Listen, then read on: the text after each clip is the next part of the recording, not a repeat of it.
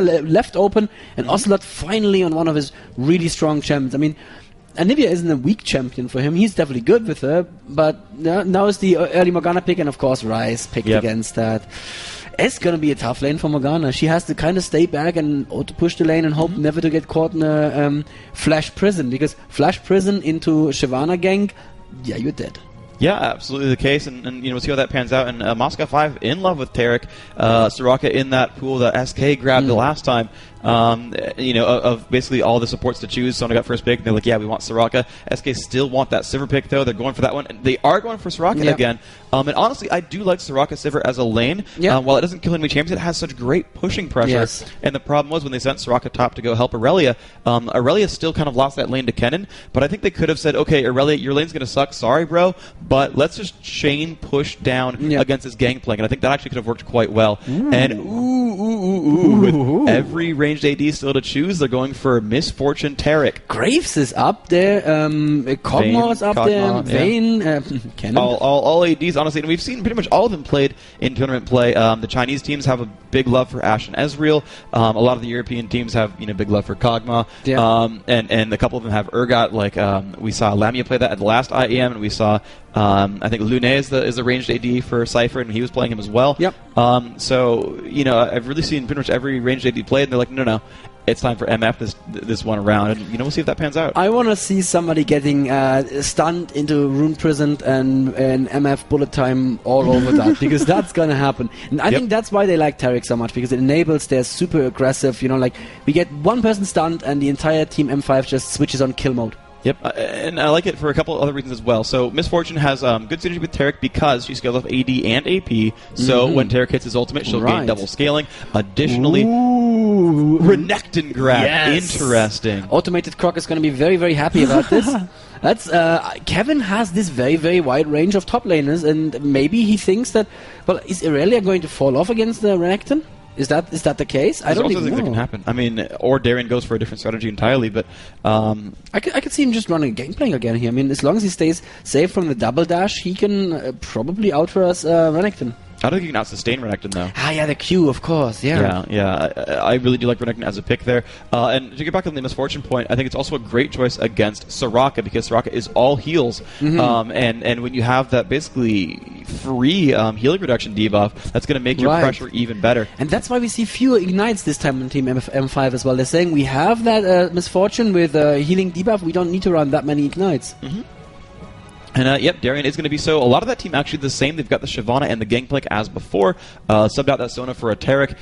SK actually grabbing two of the same champions as well with that Sivir Soraka lane. And we'll see how that pans out for them. But I'm trying to think of the synergies here, and you've got great AoE, the ability to jump on anyone really, really quickly as well. You've got the Morgana Dark Binding, the Sivir Ultimate, again, still great for doing all that kind of stuff. You've got them pretty defensive as well. You've got a lot of tanky frontline champions there. Which you did before with Aurelia and Rammus, but still you've got slightly more mobile ones here, I kind of feel. Where you can actually dash backwards on Renekton, unlike Aurelia. So also the amount of gank power here is phenomenal. I think Renekton will out DPS, and Aurelia and Udyr does all kinds of crazy things. Let me just point out something about Udyr here, because Udyr, I think, is one of the safer junglers, and he may not be quite as vulnerable to counter jungling as Rammus, for instance, because Renekton is going to 1v1 Shyvana early game, isn't he? I guess they might try to go for it. Udyr can 1v1 Shyvana. Renekton can come down as well. I think Renekton has a good chance against this Pirate. Also, remember that none of these champions need blue this time around, so they're not getting, Swain or Anivia or any of these other, big blue hogs. So, maybe that was also the choice with the counter jungling screwing with us. We can't go Anivia, we can't go Swain. Didn't go LeBlanc. I don't think LeBlanc's a great choice against Ryze necessarily, but rushed for that Morgana. Said, okay, she's a great pick. She was banned last time. As soon as they didn't ban it, grabbed that Morgana, and they were happy with that. So, not exactly a bad choice. And Morgana really doesn't need the blue that much. I mean, she's going to be happy to have it, but she doesn't really need it. Everything Morgana needs to do is she needs to land those clutch bindings, enable her team to initiate off of one of those bindings, and then in the end actually go in and do a really good ultimate and catch a lot of people. And normally you're going to have enough mana for 3-4 bindings and tormented soil and an ultimate. So I'm really liking this, and once again, like yesterday, we're seeing the champion Rise skin on Alexis, just saying, I'm the champion already. So definitely a lot of attitude here from the Russians, who have been showing us crazy play, and I am super excited to see this game, Freak. I mean, maybe it's going to be one-sided again, but to be honest, M5 have so much fun to watch. I'll watch them about any game. Just the way that they can jump on someone and just immediately kill a person. And the big question right now is, are we going to go to 3 games, or is this second game going to end everything? This is the second game in the semifinals, SK Gaming versus Moscow 5.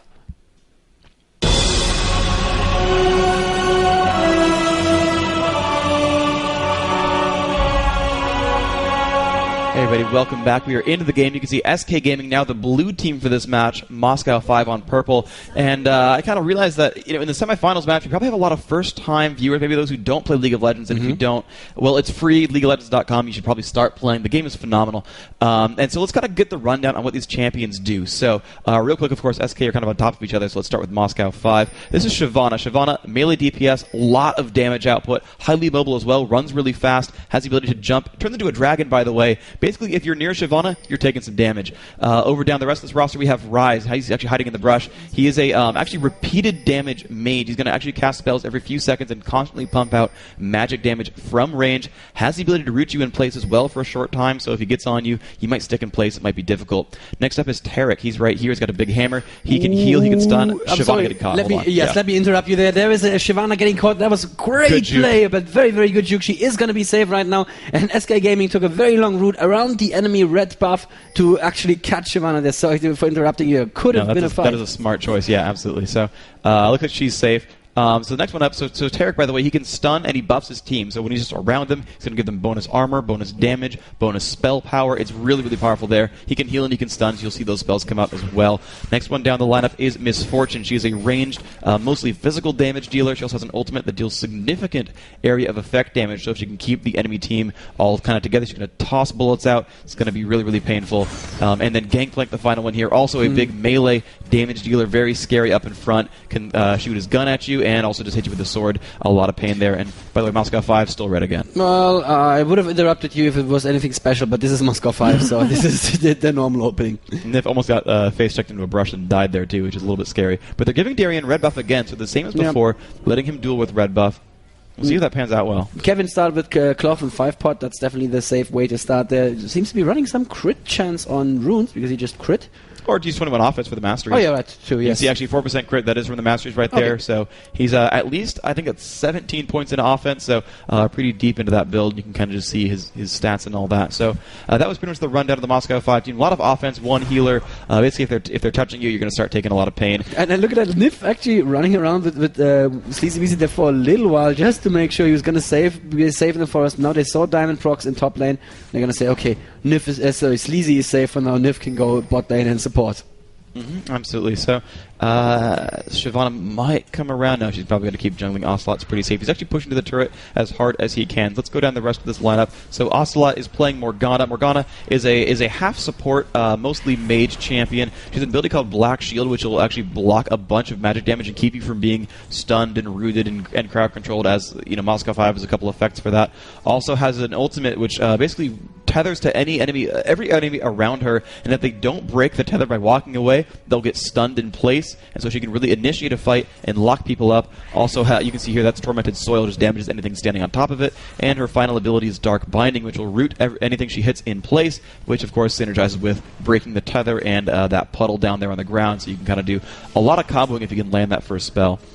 Good warding from SK Gaming. They had a ward in just above mid in the river, and they spotted Shyvana going through this, so they at least have an idea where she is right now. Sleazy Weezy putting that ping down on the enemy jungler, but at the same time now he gets spotted by M5's ward near red buff, and they put a ping down on him as well. So they have a good idea where the enemy jungler is right now, and they should feel safe to push. And speaking of feeling safe to push, Darien doing so much damage to the poor crocodile there in top lane, but he's just going in. He has zero ward coverage on top, that was the thing. Yeah, okay, they did see, in fact, where that jungler was, but he cannot see anything around him, so he could get jumped at any time, honestly. Let's hope so.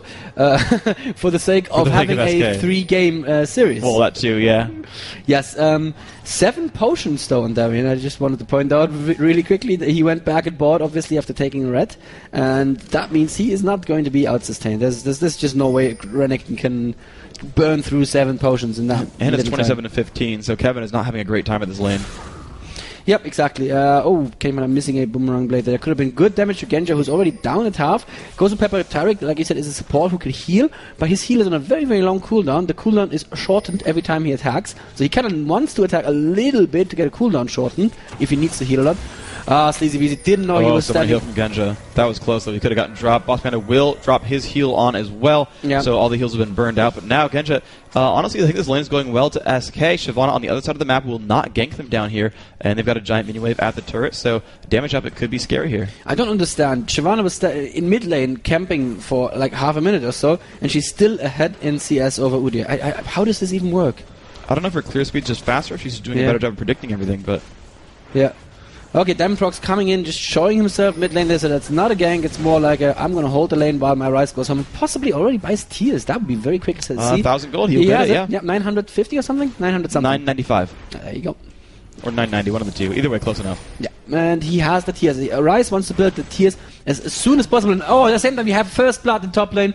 Just constant pushing. Sorry guys, we weren't checking the top lane because they're constantly in each other's face, and it's just not going so well for the little crocodile there. Yeah, Darien just soloed him too. There's no input at all from his team. Kevin just misjudged the damage output, got taken down 22 minions to 41. Darien is dominating that lane. That's what you exactly what you don't want to see. Yeah, Diamond now holding bot lane a little bit as Misfortune already went home and bought second Doran's. No, actually 2 Doran's blades. She had the boots already.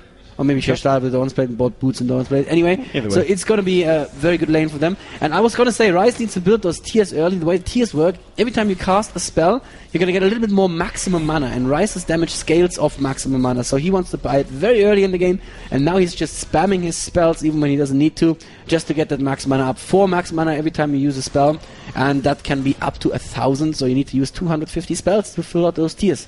And that's not going to take him all that long, honestly, so that should show up pretty well. So as we go down the rest of this lineup, Renekton, who did die and give up first blood earlier, melee damage dealer much akin to Shyvana and Gangplank, hits you with that big giant sword thing. I don't know what to call it, honestly, but can stun you as well, can dash across a little bit as well. A little bit of lifesteal, and his ultimate actually makes him a lot bigger, damages anything around him, and makes him a really big beast as well. What a bully! Look at Darien being such a complete and total bully here to the poor, poor crocodile. 8 potions now. 8 potions. When do you see that? Never. His giant crit was for 88 damage. That's unfortunate. Yep. And Alex and Diamond, guess what? They're setting up to steal blue from Sleazy, and Sleazy cannot do anything against that. I mean, Ocelot is here now as well, and maybe if he lands a good Dark Binding, but it doesn't look like they're even trying anything. SK are still hovering around. Kevin is at about half health. Good Binding actually on the Golem, so that wasn't that good. Kevin going solo, has to use Flash. Ultimate is not going to be enough. Kevin uses Ultimate, it's still not enough to survive the burst from Shyvana's either, and is going to be dropped.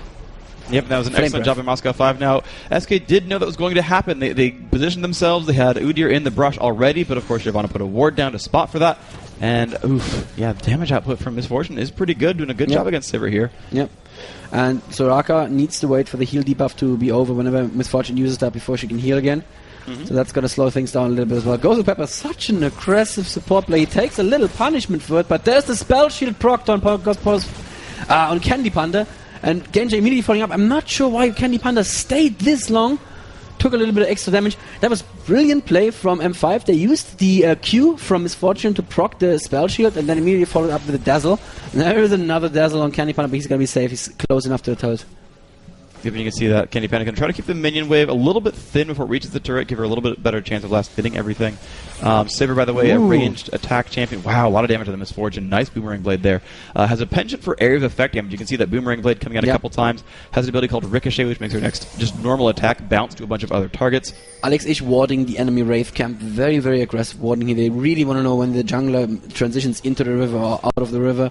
32 CS right now for Renekton versus 59. Correct me if I'm wrong. The Pirate is winning. A little bit. Elf was a kill. Yes. Also, yeah. Kevin is a good top lane. I'll just have to say it again and again. But Darien is in a class of his own here right now, and he's playing a very interesting style where he's donated his team's red very, very early in the game, and there's so little you can do against that. Yeah, and that just... Or blue. Was it blue? No, no, they invaded for red. Oh, they invaded for red, yeah, and he took the red, yes.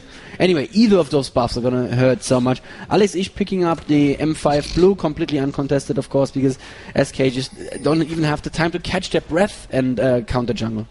Yep, minion count, by the way, for bottom, though, is pretty much equivalent, 60 to 62, so all of Sivir's pushing hasn't really amounted to too much as far as denial. Ooh, M5 setting up for a dragon, but SK spotted with a good, well-timed clairvoyance. M5 they didn't even care. Have pulled the dragon, and they're like, you know what, you spot us, that's fine, we'll still go for it.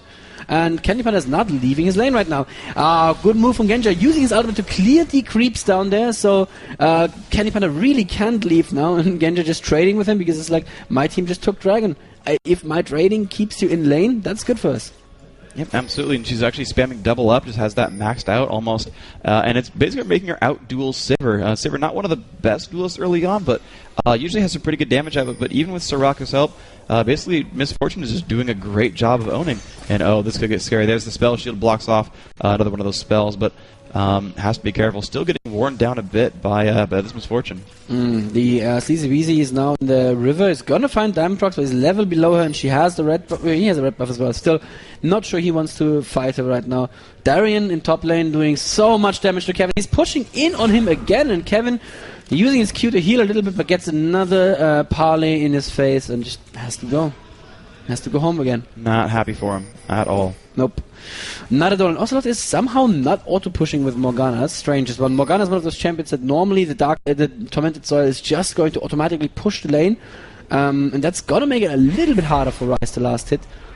Look at Alex, he has vision where he's like, you know what, I'll take that Wraith, thank you very much. Yep, he did grab one, nice play right there. He grabbed the big one as well, that's most of the money. Yeah, well of course. Yep.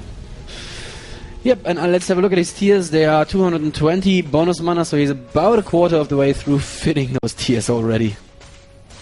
Wow, and there we go. Some more aggression coming in, though. Candy Panda doing some good job there. Did block that first stun from Tarek. His cooldown's going to come up in the next 3 seconds, though. It is going to outpace Spell Shield, so they've got a little bit of a window of aggression here if they want to go for it. He is in range. Doesn't quite go for the dazzle yet. Now he's in range again. He is going to... No, he's not. No. Okay, I'm just wrong over and over again. Interesting. He has the spell shield back right now, so yep, there it is. Nice. Good reaction time there. That's exactly the kind of mechanics you need to see on a top player. Candy Panda doing that really well. And still not bursting enough, even with his boomerang blade. Miss Fortune has the Shatter Aura from Tarek. So she is currently at 76 armor versus 57. 96 when she's nearby. Also has the cloth armor in her inventory. She's going for what might be a Wriggle's Lantern. So she's really just able to withstand all of Sivir's damage output. And guess what? M5 are in the enemy jungle again. Alex Ish and Diamond Prox. They may be trying to dive, but Kevin is so scared. He's already running. Is the blue going to come off again already? Should be soon. Yeah, should be in this minute. So they have perfect timers on the enemy blue there as well. Ocelot using his black shield. That's not going to help him against the Q because that's physical damage. And there is the blue. And it doesn't look like SK even want to contest this. Oh, this is just looking so sad for them right now. And so good for M5. M5 are just dominating this. And there's the flash across the wall. CCBC going very, very low. Turtle shield is not going to be enough. Turtle stance. Ocelot is going to just retreat and say like, you know what? There's nothing I can do here. And the blue buff did go to Shyvana. Would have been a little bit better on Ryze, I feel, but it doesn't really matter. Again, what they're trying to do is not so much take a blue buff, but rather keep the enemy from having a blue buff. Yep, and it worked out. And there's a nice dark binding there onto Shyvana. He does lock her up for a while, but they get back into at the same time, top bot turret, though, is falling. Candy Panda is pushing very aggressively, and they're doing exactly what you said. Soraka... Soraka CV is such a strong pushing lane. Ocelot is there now as well. Is he going to be able to land the Dark Binding? Yes, he does. And that's Genja certainly going to drop down right there. Oh my god! One more attack and he gets it barely. But he got healed by Tarek, and that was close. Yeah, that was very, very close. But Ocelot, very, very well done there. Judging that he wouldn't have enough time to just run up, so he immediately flash queued, and it was just barely enough to catch Miss Fortune. If this Sivir has to be buying items pretty soon. She's still on 2 Doran's Blades. Oh, Darien finds Kevin in the Tribush there in top lane. Kevin, for some reason, fancies his chances to go in and attack. I'm not sure I agree with that. Yep, and there he is, hiding under his turret right now. Darien at 104 last hits versus 62 for the automated Crocodile. And yeah, it's not looking too happy. Yep.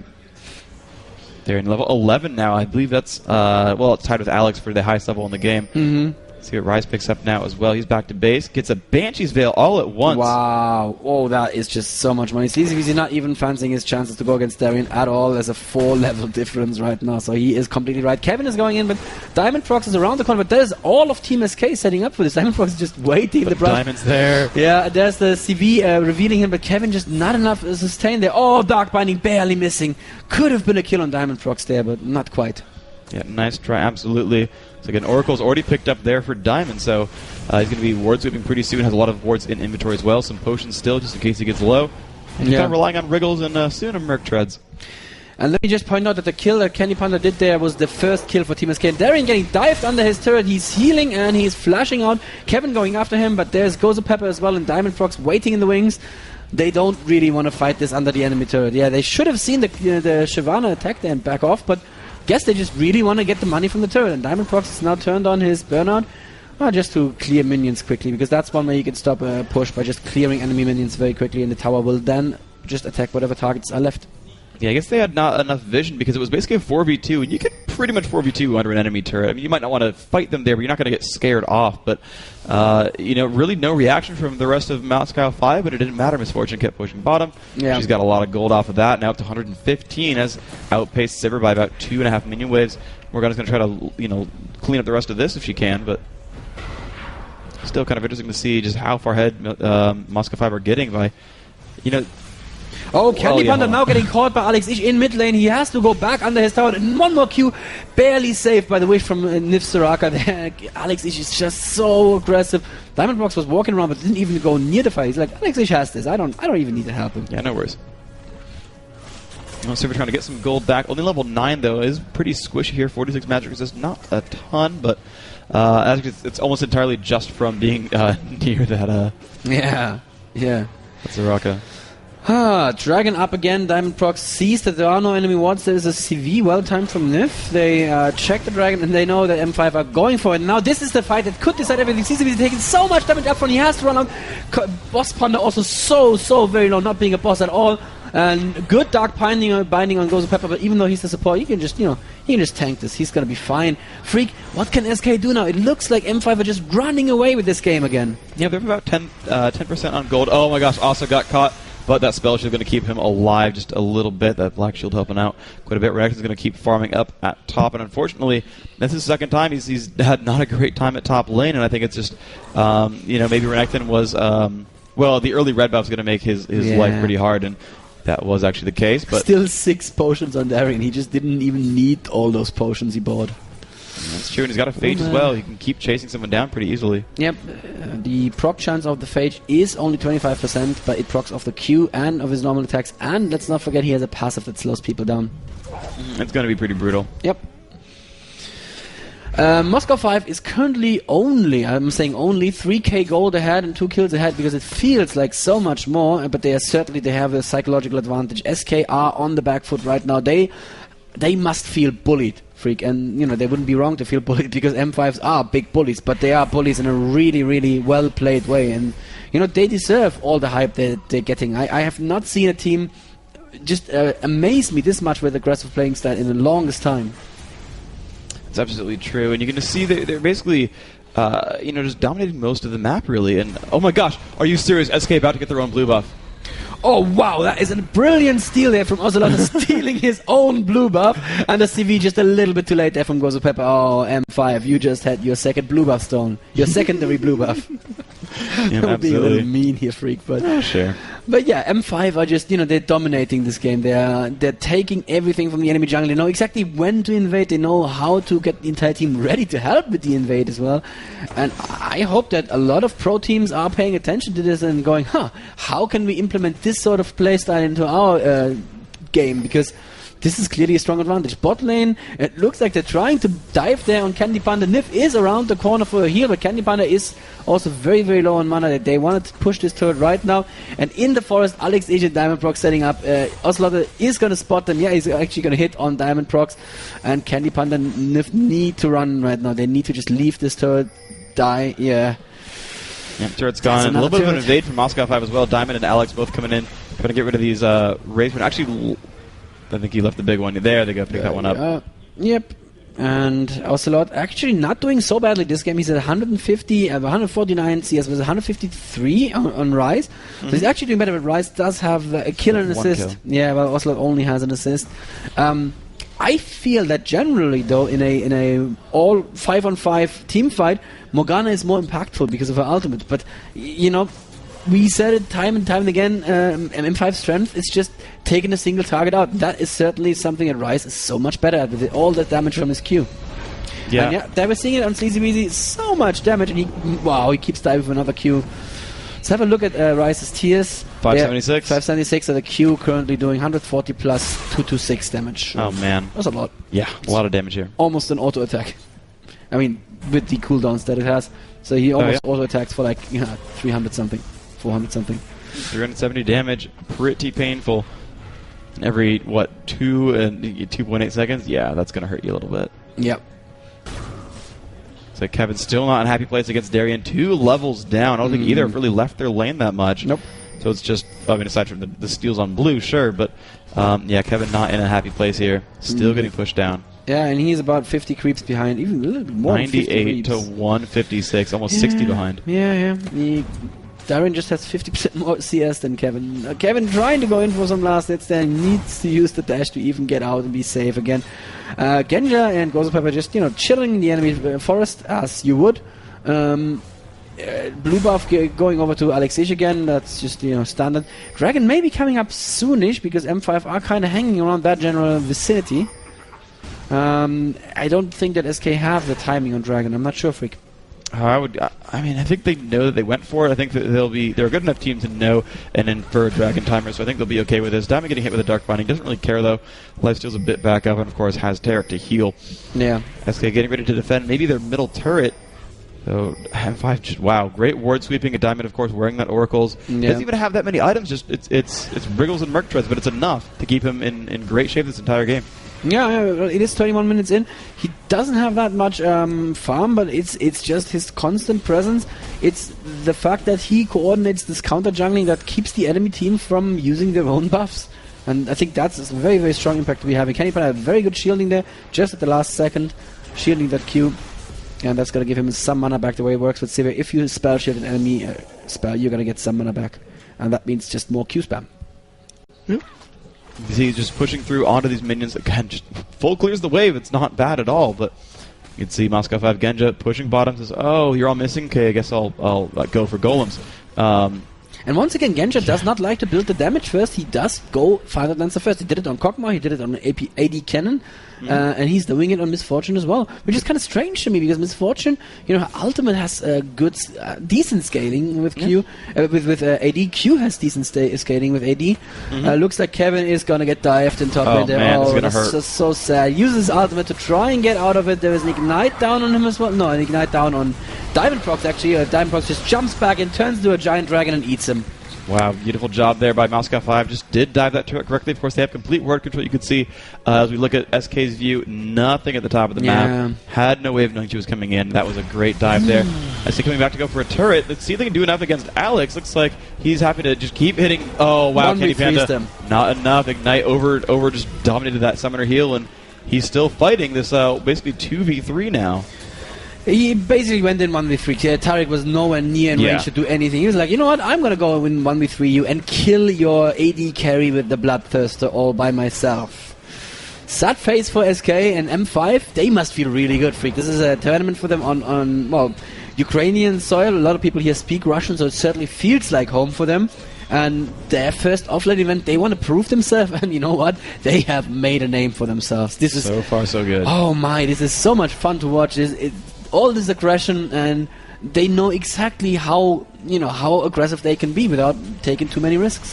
What I'm actually looking forward to, though, is Team Solo Mid kind of tout themselves as the kings of aggressive play style. So, if Moscow 5 does win this game, and if Team Solo Mid does, or either way, if these two teams match up in the third place or the grand final match, I'm actually looking forward to that as a specific matchup. That'll be fun. It's probably more likely that they'll meet in the finals, though. That is, of course, even better with even more on the line. And after all the aggressive talk in the internet, and they take off blue. Darien in the front line there. Ocelot going in with a very, very good ultimate. But look at the damage to him, how quickly he's dropped. He actually gets his ultimate through. No one dead yet. There is the kill on Ocelot. Kevin following very quickly. They switch focus to Sleazy. Gozo Pepper still surviving. Diamond Prox is on Niv. Niv has to flash. Diamond Prox turns into a giant dragon as Candy Panda just comes in from the right and is chased out by Genja all by himself. Darian's ultimate on top of all of that goes. Candy Panda flashes, but it's not enough. Genja and Darian flash after him, and yeah, except for Niv, that was an ace. Yep, except for Nif. They jumped into a 4v4. They got a great Morgana ult. It did, I think, proc on pretty much everybody, but it just didn't matter. They did not get enough damage out of it. Yep. And the entire team from Moscow 5 just stayed alive, and they survived the battle. And then Saber came in and basically dueled Misfortune, and that went Misfortune's favor. Yeah, well, that's what you said. Siva not the greatest duelist, even though Misfortune is building strange stuff. I mean, she's building 3 Dawn's Blades, a Seal, and a Lantern. Well, I think it works because she's actually done, this player has done Wriggles in every game I've seen so far. Right. Kog'Maw both times as Kennen, and now on Misfortune, so just like a big fan of Wriggles. And it says, well, if I have Wriggles and 3 Dawn's Blades, I have 180 attack damage. At that point, yeah, I'll buy a Zeal because why not get some critical chance out of that? And also, of course, for a duel against another AD, let's not forget that Wriggles gives you 30 armor, so that doesn't suck. Yep, let's really do, and I think that's also because again, Moscow 5's players need to be individually self-sufficient because the team roams around and picks up buffs by whoever's nearby, and so anyone who's left alone needs to be able to survive this, and that's why Gangplank, who can of course escape, run really fast, eat oranges, is able to get away from a lot of the stuff. And then Misfortune the same way is building a bit of durability, and that's working out. You can see 112 armor, has flat magic resist blues, has that Wriggles Lantern in there, and it's panning out quite well. It's and an Infinity Edge. Oh yeah, well, minor details. Infinity Edge. That's just you buy that with pocket money. Frozen Mullet going to be built very soon on Darian, and that's the Fromox build, of course, the Frozen Mullet Atmox build, which is even more aggressive than the good old Atmox. We did nerf Atmos a little bit. Warmox. Warmox, sorry, yeah, Atmox, yeah. We did nerf Atmox, that's true as well. We did nerf the combination by nerfing Warmox. Yes. Anywho, the Frozen Mullet into Atmos Impaler. Very, very strong build. He's gonna nail. He's just gonna slow people so much that they cannot get out and still have a lot of attack damage. And as I'm saying this, though, he is being nailed there in top lane. He was a little bit too far out. Don't think his team can get it there in time, but at the same time, they're killing Candy Panda in mid lane. Yep. And there's the jump in from Diamond Prox, and that's a dead Candy Panda. Niv is probably gonna fall as well. And look at Darian, he gets out there with full health. How does this happen? He's got a lot of move speed. He turned on that raised morale and just kept running, and Udyr could not quite catch up. He's not all that high level, so his bear stance only level 1, and that's what happens when you steal so much jungle that your jungle is 14, enemy jungle 11. Yeah, that's going to start kind of adding up pretty quickly.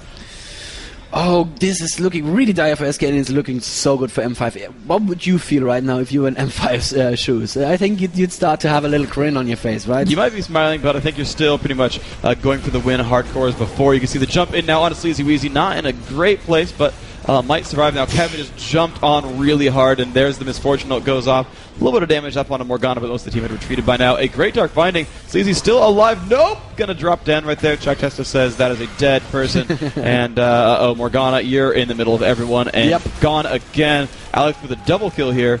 And Genja dueling against Candy Panda while the base turret is attacking him. He's like, I don't really care that much. And there's the GG, well played from SK. They are conceding this game. It's probably going to be a surrender vote very soon, or they're just going to wait for M5 to push down the turrets. So definitely very sportsmanly contact here from SK. We kind of expected this to go this way, and I can hear the crowd cheering all the way through the walls here. Freak, what an aggressive game. Who can stop Moscow 5? Well, we're going to find out in the second semifinal if it's going to be Dignitas or Team Solo Mid, and I think there's a chance they can do it. I think this game started out pretty close for this matchup, but realize that none of these lanes were dominant, right? Morgana versus Ryan was pretty much equal. Yeah. The bottom lane there of Sivir Soraka against Tarek Misfortune was equal, but it was Darian who actually